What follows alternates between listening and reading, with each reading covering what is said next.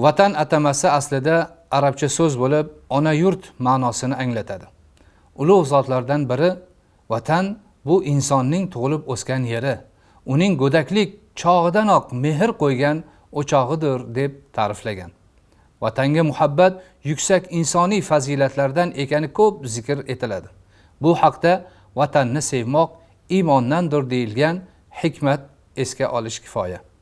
Vatanni sevish insonga xos tabiiy tuyg'u bo'lgani uchun islom uni iymonning bir bo'lagi deb qaraydi. Mashhur sahobalardan Bilol radhiyallohu anhu Madinaga ko'chib borganlarida o'zlarining aziz va muqaddas diyorlarini eslab sog'inib she'rlar o'qir edilar. Bu ham albatta har bir insonning qalbida vataniga tug'ilib o'sgan diyoriga muhabbatli bo'lishi tabiiy ekanligi anglatadi. Hazrati Ali ibn Abu Talib radhiyallohu anhu vatanni sevish tufayli dunyo obod bo'lgan deganlar. Payg'ambarimiz Muhammad alayhissalom Makkadan Madinaga hijrat qila turib, Makka chegarasiga yetganlarida ko'zlarida yosh bilan orqalariga qarab, "Ey tug'ilgan ona yurtim, agar o'z qavmim meni majbur qilmaganida seni aslo tark etmas edim" deb noilojlikdan Madinaga ko'chib ketayotganlarini izhor qilganlar. Buyuk bobokalonimiz Alisher Navoiy shunday deganlar: "Vatan tarkini bir nafas aylama, yana ranju g'urbat havas aylama" dedilar. Yurtimiz dovrug'ini dunyoga taratgan buyuk ajdodlarimizdan Kubraviyya ta'limoti asoschisi Najmiddin Kubro haqiqiy vatan himoyachisi qanday bo'lishining yorqin misoli bo'la oladi.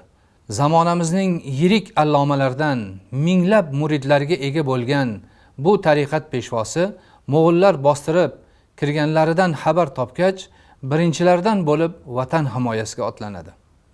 Mo'g'ul hukmdorlar Najmiddin Kubroning xalq orasidagi obro' e'tiborini ko'rib, unga shaharni tashlab o'z ixtiyor qilgan tarafga ketishni taklif qiladi.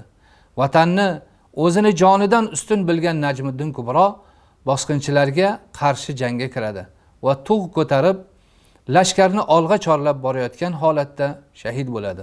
U zot tug'ini shunchalar jon jahdi bilan ushlagan ediki, bayroqni qo'llarini kesibgina olishga muvaffaq bo'lishadi. Tariximizdan bunga o'xshash misollarni yana ko'plab keltirishimiz mumkin. Vatanni himoya qilish naqadar ulug' savob hisoblansa, unga xiyonat qilish, qurol bilan bostirib kirish shu qadar katta gunoh, eng oliy jazoga loyiq jinoyat hisoblanadi. Har bir inson o'z vatani, oilasi va xalqini ko'z qorachig'idek asrab avaylashi lozim. Zero inson o'z vatanining ravnaqi uchun fidoilik ko'rsatishi, bu yo'lda kerak bo'lsa jonini ham berishi lozim bo'ladi. Vatanparvarlik tuyg'usi bilan yashash, farovon kunlarimizning qadriga yetish, uni asrab avaylash zimmamizdagi ulkan mas'uliyatdir.